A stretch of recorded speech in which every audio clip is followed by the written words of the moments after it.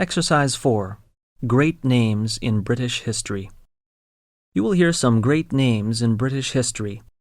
As you listen, write down the years of their birth and death in the correct column.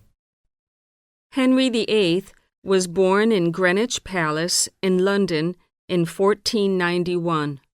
He married 6 times and had 6 wives. He died in 1547. Elizabeth I was the daughter of Henry VIII, and she was born in 1533, the same place as Henry VIII. She was a very popular and strong queen. During her reign, England became very important in European politics, in commerce, and the arts. She died in 1603. She never got married. William Shakespeare was born in Stratford in 1564.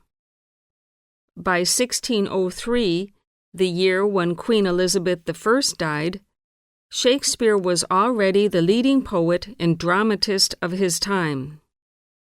He continued to write for the next 10 years, but in 1616 he finally stopped writing and went to live in Stratford, where he died in the same year. Queen Victoria was born in London in 1819 and died in 1901. Sir Winston Churchill was born in Blenheim Palace in 1874 and died in 1965.